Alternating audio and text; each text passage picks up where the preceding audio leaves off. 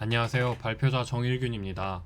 오늘 저는 오스팀 스펙트럼 디스오더 클래시피케이션 with 멀티사이트 데이터셋에 대해서 발표하고자 합니다. 개요는 다음과 같습니다. 인스트럭션, 데이터 애널리시스, 프리프로세싱, 모델링, 익스페리멘트 순으로 구성되어 있습니다. 첫 번째 인스트럭션입니다. 연구는 디벨로핑과 임프로빙 두 가지 목표를 가지고 있습니다.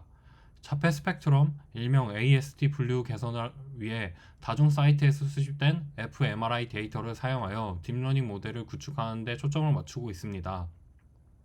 아래의 표는 NYU 데이터만 사용했을 때의 분류 결과입니다.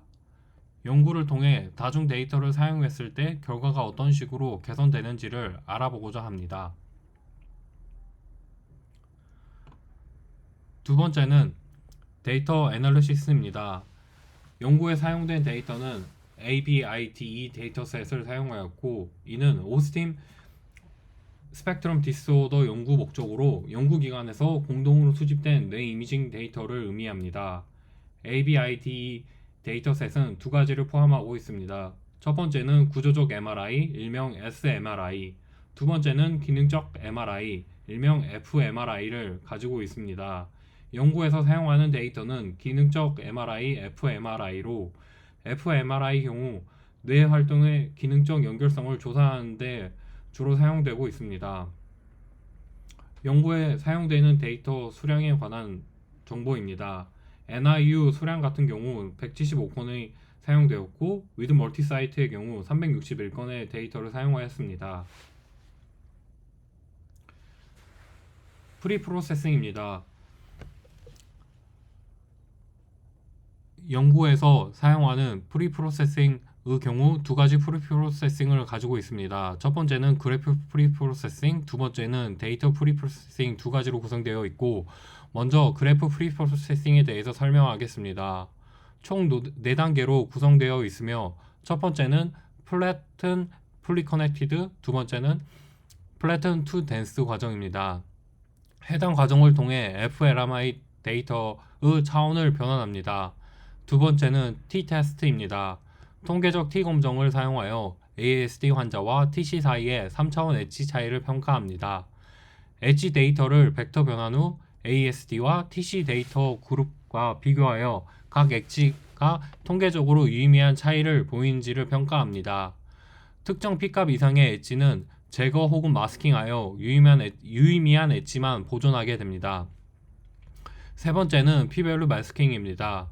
특정 P값 이하의 엣지만 보존하는 마스킹을 적용하고, 엣지가 통계적으로 유의미하다고 간주되는 경우에만 해당 엣지를 그래프 엣지로 고려합니다. 마지막은 Define Node 엣지입니다. 훈련 데이터와 테스트 데이터에 대해 P-밸류 마스킹을 함수를 적용하여 ASD와 TC 사이에서 유의미한 차이를 보이는 엣지를 기반으로 그래프 엣지를 정의합니다.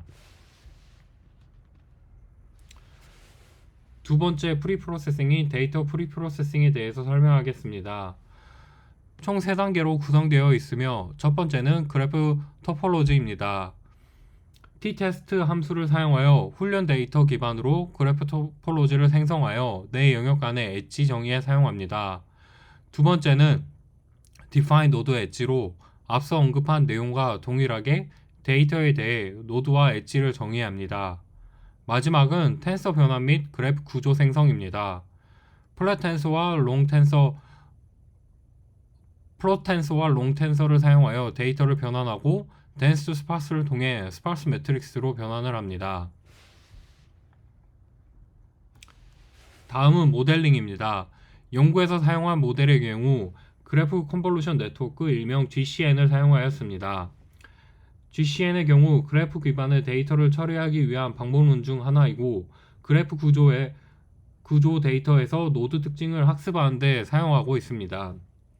기본적인 개념은 그래프 데이터, GCN은 그래프 데이터를 처리합니다. 그래프는 노드들과 노드들을 연결하는 엣지로 구성되어 있고, 노드는 벡터 형태의 특징을 띠고 있습니다. 두 번째는 어그리게이션입니다. GCN에서는 각 노드 특징과 그 이웃 노드들의 특징을 합치는 방식으로 정보를 어그리게이션합니다. 이를 통해 노드는 주변 구조로부터 정보를 획득합니다. 세 번째는 컨볼루션입니다. 컨볼루션은 이미지의 지역적인 특징을 추출하는 데 사용하고 있습니다. GCN에서는 그래프 구조에 맞게 변형되어 노드들 사이의 관계를 바탕으로 특징을 추출하는 데 활용되고 있습니다. 세 번째는 하이어키 스트럭션입니다. GCN은 여러 계층을 통해 정보를 전달, 각 계층에서 노드의 특징을 업데이트하는 방식으로 사용하고 있습니다. 다음 이미지는 일반적인 GCN의 아키텍처입니다. GCN에서는 각 노드의 특성을 인접한 노드의 정보와 결합하여 새로운 노드 특성을 만들어냅니다. 이 과정에서 여러 계층을 통해 반복할 수 있으며 각 계층을 거칠 때마다 노드는 더 넓은 이웃 정보를 통합하게 됩니다. 이 과정에서 그래프 전체에서의 정보를 집약하는 것으로 예를 들면 모든 노드 특성을 합산이나 평균을 구하는 것일 수도 있습니다. 이렇게 집약된 정보는 최종적으로 프레딕터에 의해 사용되어 레이블이나 그래프 특성을 예측하는 데 사용됩니다. 해당 연구에서는 프레딕터 1일 경우 자폐, 2일 경우 일반 대조군 이런 식으로 사용할 수 있습니다. 실험 결과입니다. with 멀티사이트 데이터를 사용한 모델의 경우 정확도와 스페시피케 그리고 F1 스코어가 NIU 데이터 단독으로 사용했을 때보다 더 높은 성능을 띄었다는 것을 그래프를 통해 확인할 수 있습니다. 해당 연구의 결과에 대해서 좀 더 자세하게 살펴보겠습니다. NIU 데이터만 단독으로 사용한 모델의 경우 높은 민감도와 낮은 특이도를 상대적으로 가졌습니다. 민감도의 경우 NIU 모델은 자폐증이 있는 경우들을 감지하는 데 매우 효과적입니다. 즉 실제로 자폐증이 있는 사람들을 양성으로 잘 분류합니다. 특이도의 경우 이 모델은 자폐증이 없는 사람들을 음성으로 정확하게 분류하는 데는 그다지 효과적이지가 않습니다. 이는 자폐증이 없는데도 불구하고 양성으로 잘못 분류하는 경우가 많다는 것을 의미합니다. 결론은 NIU 모델의 경우 안전한 방향으로 오류, 즉 잠재적인 양성 사례를 놓치지 않으려는 경향을 가지고 있음을 시사합니다. 이는 놓치는 것보다 잘못 감지하는 것을 선호하는 경우 적합하다고 볼 수 있습니다. 연구에서 사용한 with 멀티사이트 모델의 경우 낮은 민감도와 높은 특이도를 가지고 있습니다. 민감도 부분을 보면 with 멀티사이트 모델은 자폐증이 있는 경우들을 감지하는데 NIU 모델보다 덜 효과적입니다. 실제로 자폐증이 있는 사람들 중 일부를 놓칠 수가 있습니다. 특이도의 경우 자폐증이 없는 사람들을 음성으로 정확하게 분류하는 데 매우 효과적입니다. 건강한 사람들을 잘못된 양성으로 분류할 가능성이 적다는 것을 의미합니다.